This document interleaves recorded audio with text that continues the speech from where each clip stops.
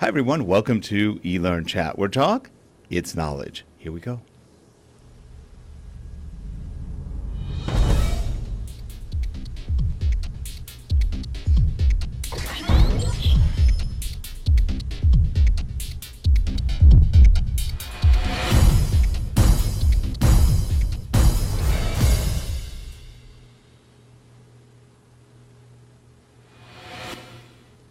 Hi, everyone. I'm Rick Zanotti, and welcome again to eLearnChat. I'm joined today by our co-host, the venerable, the one who just got her haircut last weekend.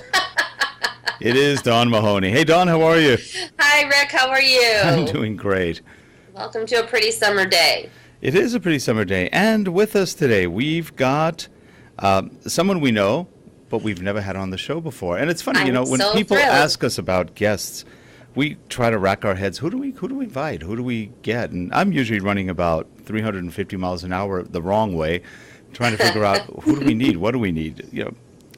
And the other day I was looking at some tweets and I go, Trina Rimmer. That's really weird. We've never invited Trina. Why did we not invite Trina? Why the heck not? I hit myself on the head about 300 times, and I said, no, that's wrong. Well, Trina is an instructional designer. She's a graphic artist. She does a lot of things, and just an all-around really nice person. And we just found out a couple minutes ago she likes dogs, too. So, Trina Rimmer, how are you today? I'm great. Thanks, Rick. I'm so glad you could make it. Hi. Me too. It worked out great. Yeah, I've watched the show many times and always admired all the great guests you guys managed to lure in. So it's a real privilege to be one of those guests. Yeah, and you are a great guest. And we said, how did we miss you? I do knock my head on the wall sometimes going, how do we miss the obvious? So, and I know you. We've talked on the phone at least once. Yeah. But we talked a long time that one time, so it feels like I've known you better. And you're also an expatriate from California. Yes. So I grew up on the East Coast, but we moved to California when I was about 14, I think, about 14.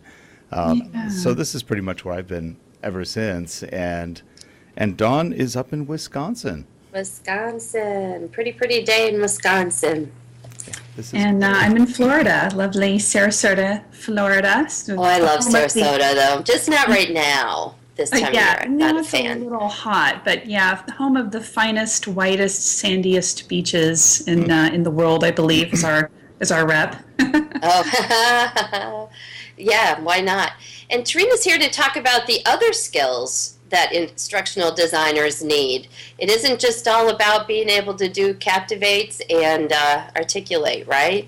Exactly. Yeah, I think sometimes our subject matter experts and our management folks think that it's really all about the tool, but it's really all about us and what we're doing with information. How do we package that and sell it so that they get it? That's always my dilemma. Those other skills that set us apart. Just because you know PowerPoint doesn't make you a trainer, Exactly. I mean, I think that anybody who's gotten a 150 slide PowerPoint deck from a subject matter expert and had somebody say, here, throw this into the authoring tool and push it onto the LMS. Boom, by magic. Exactly, with your e-learning wizardry, has probably had that thought going through their head of, A, how am I going to do this in such a way that I meet that crazy, ridiculous deadline? And B, how am I going to make this at all usable? And I think that also speaks to some skills around how you manage your project, how you manage your client as well. Your subject matter expert needs to know what it takes to do really impactful, well-designed e-learning. Well, and learning of any sort. I've been chatting with folks all week long about, and last week too, there's a lot of information in the Twitterverse and so forth that's kind of directed toward e-learning, but we're really talking about learning, aren't we? Absolutely. I mean, I think that, I spend a lot of my time, and you guys probably do this too, talking people out of e-learning as sort of the magic default button that everybody pushes. Right. It's not what they know. They know to order that or ask for it. Exactly. And so a lot of times I'll get calls or inquiries from my website from potential clients, and they say, I need this thing turned into e-learning. And after we have a brief conversation, within a few minutes' time, I've convinced them to not do e-learning. And sometimes I've talked them out of even working with me. Maybe I'm not the best admirable person. But yeah, I think that learning solutions don't always have to be involve an authoring tool. Right, exactly. Exactly. What are some of those other skills? Tell us more about that. Yeah, so one of the things that I talk to graphic designers, or rather instructional designers, about in workshops and conference settings is, how do I, one of the questions they come to me with is, how do I get my manager to understand that it takes more than 2 weeks to do an e-learning course or to design an appropriate learning solution for this particular problem? And so that comes back to being able to use negotiation skills, being able to have a decent understanding of what it takes from your standpoint in terms of hours and resources to do the job. And that's fundamentally a function of project management. So I think that having those skills is a really critical part of being a successful instructional designer. As well, How do you I think develop those skills? I think we have a lot of people that think fresh out of school that I know how to use these tools, therefore, ... So tell us a little bit about that. Yeah, and I think that there's a combination of certainly tools that are marketed to appeal to folks who are non-designers. And I think that there are probably great subject matter experts out there creating really effective learning solutions with the tools that they've been given. But I think there's also a lot of folks who have been told, use this tool and you don't need to be a designer. And that's probably a little misleading. So I think a lot of people end up investing in tools because they think it's going to remove the design from the workflow, when actually it's supposed to help support design as part of the workflow. One thing we were talking about earlier in the pre-show is a lot of instructional designers don't really know how to call out graphics or animations or even interactions. And that becomes problematic because that puts all the pressure on the development team in the back end trying to figure out, what are they actually trying to achieve with this? And I'm convinced that most instructional design curriculums just aren't very complete in colleges, and a lot of them aren't really instructional design, they're instructional technology. Yes. Which is even funnier because they barely talk about technology half the time. You'd probably be surprised how many IDs I've talked to who have no idea what an LMS is or even what SCORM is. They've never used it. They're so far removed from the actual deployment part of it that they don't really know what the courses are going to look like, feel like, how they deploy. It's rather interesting. What do you think is going wrong with that right now? Well, again, I think that there's an unfair emphasis on the tool and not on the design. And I think also that our country in general does not do a good job of teaching basic computer and technology skills. And I think that that is starting to surface in the workplace because a lot of the people I've worked with on learning Storyline, for instance, or even on just basic instructional design, have never had any formal computer basics training. I worked with someone rather extensively on a project for a couple months, and then out of the blue, she said to me, how did you get that link there?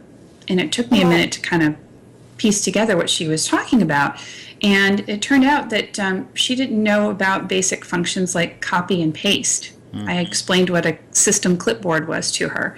And I say that I relay the story, not saying, oh, she's so ignorant, that's such a terrible thing, she should have known that, but that these are basic computing skills that everyone should need. E-learning in particular is a technology solution, and a lot of the learning that we put together are technology-based solutions. So you have to have a basic understanding of technology. At the minimum, the Microsoft Office suite, it's everywhere, You got to know the copy paste and all of those things. I think we take it for granted that people have those skills and that understanding. I mean, I've talked with people who, in fact, I had a student once send me a project file, and he said, I've typed text on the screen and I can't see it. And when I went in and highlighted the text box, it was because he was typing white text on a white background. So, I mean, that's kind of one of those, I'm sorry, but that's funny. Bang your forehead against your desk kind of moments. But he was just really, and I know that this is an extreme example, of course, but he really was just completely new to computing, and yet he'd been given an authoring tool and a deadline. Oh, my goodness. It's interesting because a lot of times I keep looking back at what the industry was like about 20 years ago, and it was much more demarcated then. You had different responsibilities. You had your instructional designers, you had your graphic artist team, you had your authors, people who actually were focused and professional at developing the courses. You had project managers. There was sometimes 3 to 10 people on a team or more. That's almost gone. Yes, because desktop publishing came into our world, right? Well, it's not only that, there's no budget. Right. So you're dealing with the instructional designer all of a sudden has to wear the graphic design hat, the PowerPoint hat, or whatever authoring tool they're using hat. It's not good for the instructional designer because they're overloaded with stuff they don't really know how to do. The training often isn't very good, not because they don't want to do good training, it's because they don't have necessarily the skill set required to do all of those different positions. And so, you can find people like that. I think, Trina, you're probably a very good example of that. You do the writing, the design. You're actually a very good designer. I've seen samples of the work you do. Now, what was your background? How did you get into both, if you will? Yeah, so I'm, as Cammie Bean would say, I'm an accidental instructional designer. I stumbled into this career. I basically started out doing sort of more customer service oriented work straight out of college and trying to kind of find a way to communicate things more effectively to customers. And in the particular role I was in, one of the things that we would do, I worked for a bank, and we would go out to these corporate clients like, Starbucks, and show them how to put a deposit together. And it seems like a basic thing, put money into an envelope and drop it in the night drop, but people were screwing it up. So I came up with a job aid. Now, I didn't know it was called a job aid, but I had Aldous PageMaker. Oh, I'm dating myself, but I had. We all had PageMaker, didn't we? So I made a job aid. I slapped Starbucks logo on it and walked in there and started showing it to them. And the next thing you know, it was a hit, and people were asking for their own personalized job aids. And suddenly we were ad hoc training department. And I think the ad hoc nature of training is one of the reasons why we end up with people who are these one-man shops asked to do insane amounts of work without adequate skills and resources. I think, people don't really realize, and we don't do a really good job of communicating what it takes. Yeah. Back to my question of earlier, that whole project management piece and knowing how to plan appropriately for how long something's going to take is a dance. And in my opinion, there are some tools out there, but mostly you learn it through trial and error, right? I agree. Yeah, absolutely. I agree. In fact, when I initially went out as a freelancer, which was about 4 years ago, I kind of learned this stuff the hard way. But one of the things that I found to be most valuable and something that I recommend to folks oftentimes is to track your hours. Track your hours as if you were working for the most micromanaging boss ever. But track every task, everything that you're doing. Really live and die by that calendar. And after a few months, you'll start to get a picture of what it takes to do this work.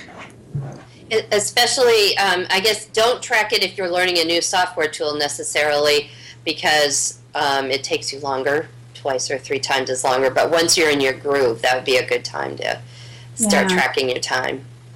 I think that's a really good approach, and that's a good point as well. I mean, I think you do need to be a little forgiving with yourself when you're learning something new. But once you get your groove on, track everything, and you don't need to do this indefinitely. You need to do this for enough time that you can make an evidence-based argument with your manager, your leadership team, whomever, and say, here is what it takes. Yes, I agree. And I think tracking time is kind of tedious and not very much fun, and the creative types balk at that. But I think it's really important for people that are, like you pointed out, the one-man shop where they're actually a subject matter expert, and because they have, they bought the e-learning suite or something, now they're going to make, wonderful training. I think they have to know evidence-based conversation, know how to have that kind of conversation, justify the time and expense at times. Sometimes paying somebody from outside is worth it. Absolutely. And I think understanding where your skills lack and being able to talk about that in a way that doesn't make you feel threatened or vulnerable, that may not be the case in every work environment. I know some work environments are, fairly toxic, to be frank, but I think that a lot of folks need to be able to articulate, okay, here's what I'm really comfortable doing. I don't mind learning that, but we're going to need to account for that in our time frame for this project if I'm going to learn this particular skill.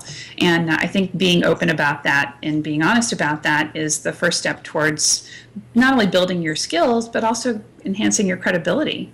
Right. And I think that's, kind of where we began too, as far as if you have authority behind you, then don't be afraid to use it. You said that sometimes you talk people out of even doing work with you by phone. Besides being an admirable trait, I think, and a skill, I think it's necessary at times for our internals too to say, no, I can't do that. Here's the part I can do. Here's the part that would be better if somebody else does, and here's why. Well, it's interesting. We're talking about things, turning work down and stuff. In a lot of internal organizations, projects take a lot longer than they normally would anywhere else. And that also gives e-learning and training on the whole kind of a bad rap sometimes, because something that might take a consulting firm a couple of weeks will take months and months and months, not only because they're doing one project, because they're doing 10 projects. Mm-hmm. And so they can't get it done in time. So that's the other issue, managing, like Trina said, the expectations and managing what you can handle with what you have. You may be a one-man show, you may be a two-person show, a three-person show, or you just don't have the resources. I know we've talked to people at trade shows with different vendors, and people go, I don't have any budget.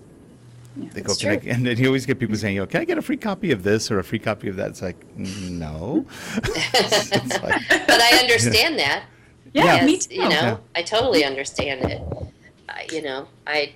The projects I worked on earlier this year, late last year and earlier, I just said, these are the things I need, and positioned it as a non-negotiable, and I'm going to need this amount of time to learn Captivate because I'd never had it before, and I got the luxury of doing that. Of course, it was through the Christmas holiday, but I said this is a 3-month project. This isn't a one-off deal, and it worked. But I also explained why, based on what we've been talking about. But no budget is scary, and it happens all the time. It happens everywhere. Yeah, we see it all the time. In fact, I was talking to Tracy Parrish a couple weeks ago, and she was telling me about 8 projects that hit her desk simultaneously. And I know that for her, she works in a healthcare setting, and budget is extremely tight. So she ends up getting real creative and creating a lot of her own graphics. She follows Tom Kuhlman's blog and really takes in all of the graphic design tips and ideas that he has. But I think as much publicity and as much circulation as resources like that have and get, a lot of folks still don't know that those exist and that they're free and that you can create what you don't have, and that kind of speaks to the graphic design skills that an instructional designer should have as well. Take us into another tool or set of skills you believe we should have. Well, I'm not the best person to talk about graphic design tools because I am a hack. Well, as do I. I tend to use PowerPoint probably far more than I ought to.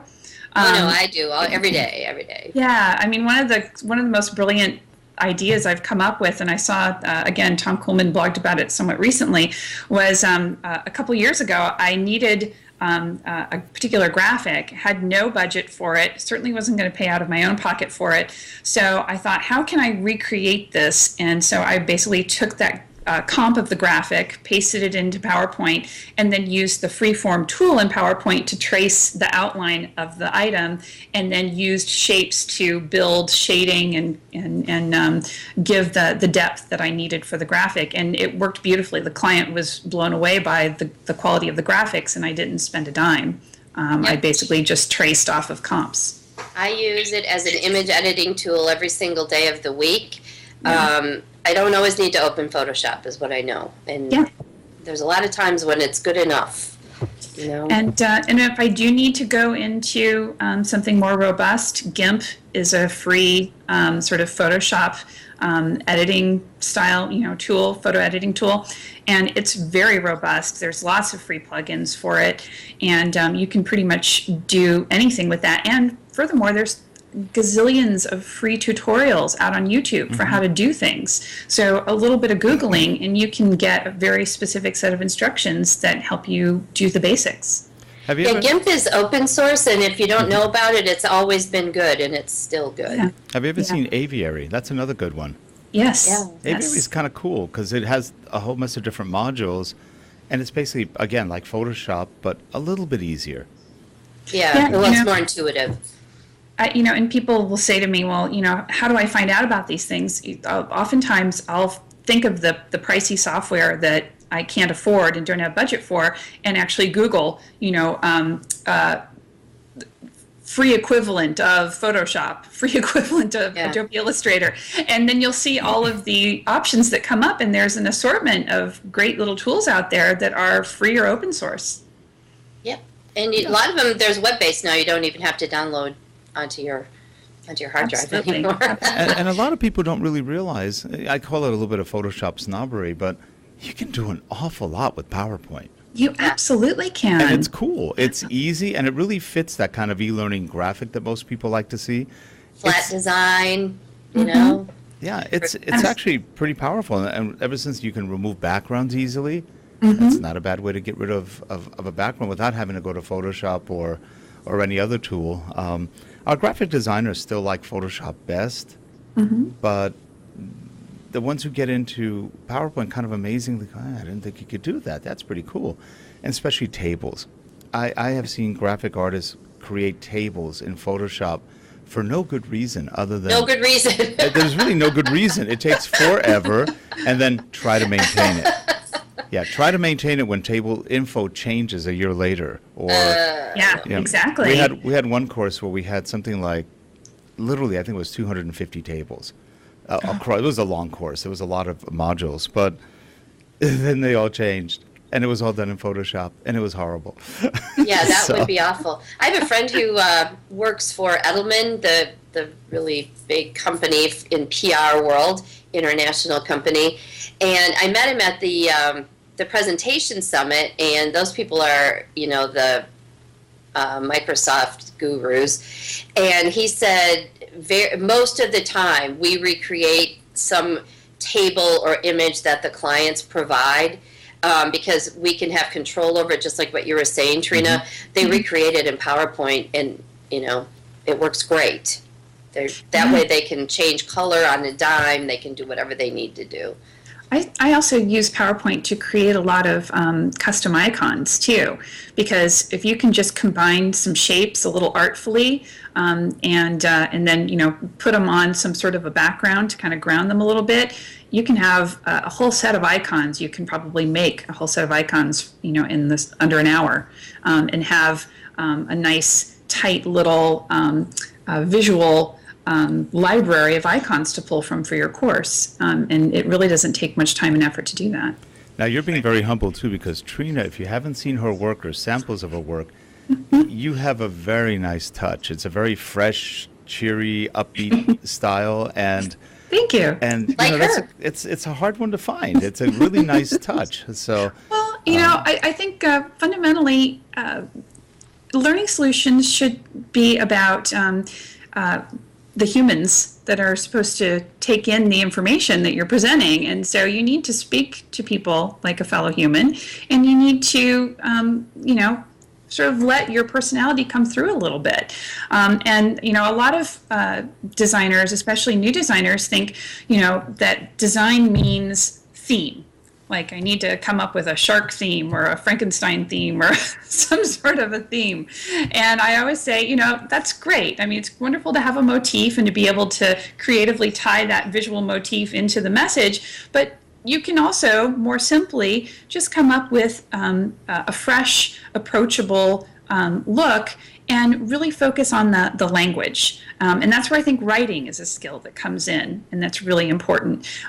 Keeping things snappy and conversational. A lot of times, particularly with things like medical training, everybody wants to just cram all sorts of medical terms at you. And I understand that might be appropriate for some audiences, but I think if you're talking about most people, toning that down and making it something that's more conversational is going to get better traction with that audience. Absolutely. Plus, if you have to do translation or any sort of localization, it makes it more difficult if you don't have it in common language for the most part. I worked on a course last year for a client that financial services, and they needed to train Bank Secrecy Act training, which is an annual thing in the financial services world. And they wanted to increase the number of referrals that were coming into their fraud reporting center. And we basically pitched to them doing a course where we had our bank secrecy suspicious activity, basically, was a character, and he was kind of a thug.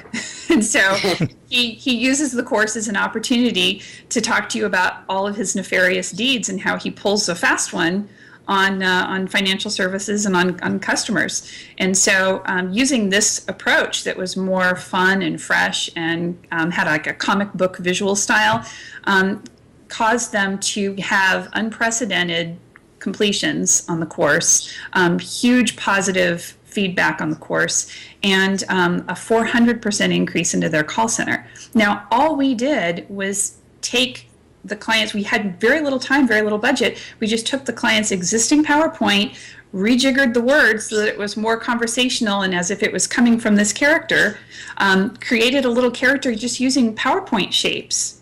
And that was it. We put it into more of a comic book motif, and out we went, and managed to get that thing out the door in under 4 weeks, which is remarkable. Wow, that is remarkable. Talk to us about your background in writing, or where you think, especially new practitioners, whether they're new to the workplace or not so much the issue, but new to doing this work we do, about writing, because I think it's a skill that's often overlooked and where it matters the most.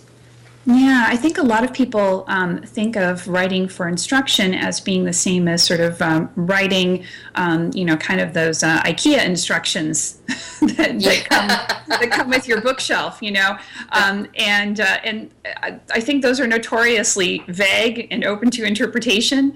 I also think that people tend to feel like they need to be too technical in their writing.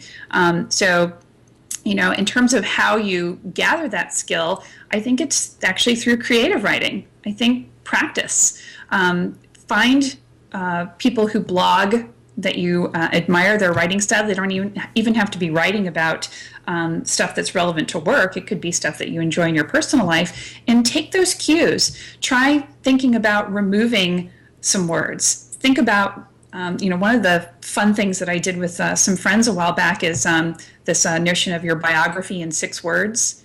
It's kind of thinking in that 140 characters or less mindset. How are you going to get a fundamental idea across in the most economical way? And so I came up with a biography in 6 words, and I was like, wow, that was a great mental exercise in economy and efficiency, and in trying to come up with something that still reflected my character. Absolutely. Blogging is a great, both paying attention to other people's blogs. I have to say, lately I've been enjoying reading more posts on LinkedIn than I had for a few years, which is another professional side place to read and view people's writing, but also doing it for yourself. At some point, you just got to put your toes in the water and do it. And use that creative side of your brain so that you can bring it to your work. Absolutely, and I think that one of the things I try and keep in mind from a writing standpoint is, how would I explain this to my 10-year-old?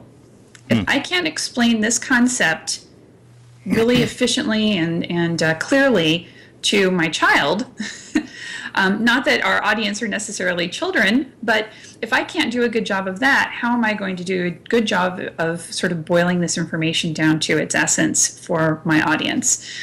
So if you can't explain it clearly, then you probably don't understand it well enough. And that's a cue to go back to your subject matter expert and say, you know what, hey, I don't get this still. Can you explain this to me? Just explain it to me as if I was brand new first day on the job. No, I'm still working I've done on projects where the expectation was 7th grade reading level, and I think it's a good bar to set so that we don't do $3 words. Now, I like your idea of the foreign manual for, like, take square round peg, Slot put in the hole next to the other hole next to the other peg. I never actually bought anything from IKEA. Oh, go there. Some of them are about funny. That all the time, but I have tried to do other things where it was written and translated from far off lands. Well, I think debatably you could say that one of the things that IKEA instructions do well is they try to incorporate more pictures rather than words. So I think that goes back to, trying to speak to simplicity in our communication and trying to emphasize our message, basically, with pictures that are appropriate and supportive. So graphic design, and particularly for things like e-learning, isn't just about finding a theme or finding a random graphic that seems vaguely supportive. It's about really enhancing the understanding and the retention of that information through graphics that are meaningful. Enhance the message and be consistent. Don't have them be random and they don't relate to each other. That's another mistake that is often made. Yeah, I think finding a PowerPoint that's littered with a combination of, icons, cheesy clip art, and stock photos with with all sorts of different backgrounds and different lighting is sort of the hallmark of kind of a sloppy presentation. So quick way that you can, even if you didn't, and I don't recommend this, but even if you didn't change any of the words on the screen and you just made all of the visuals nice and cohesive, pick a theme, pick stock photography, pick clip art, pick icons, but pick one and go with that, and it'll make that product look so much better. I agree, and sadly I see them at conferences by people that we recognize their names sometimes, presentations. It's disheartening at times. And that little change can make so much difference.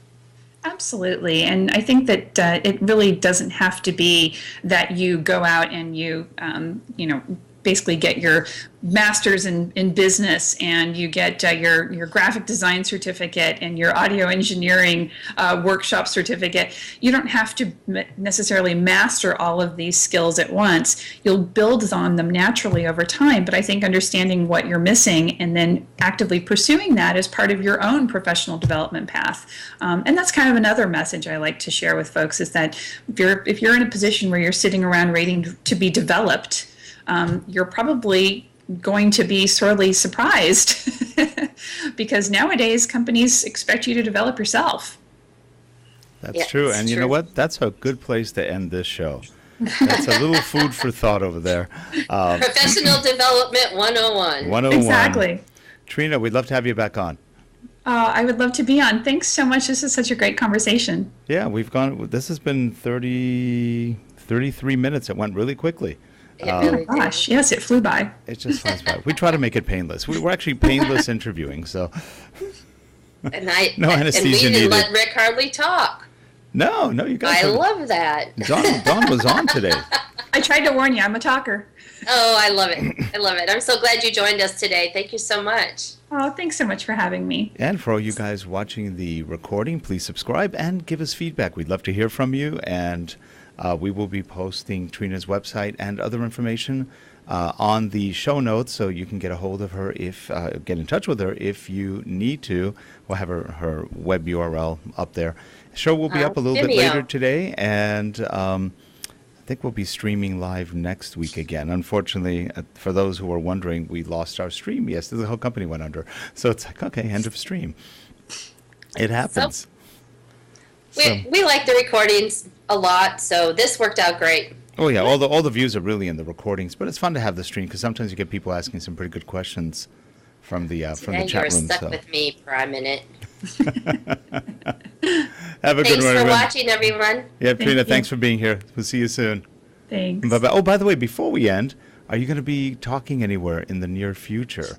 Oh, thank you. Yes, I'm going to be at DevLearn in Las Vegas, end of October. Well, we have to meet then. I'll be there too.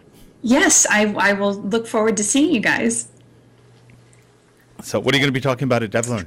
I'm going to be doing a pre-conference workshop with Tracy Parrish on basically real-world e-learning design, so sort of the project management aspect specifically.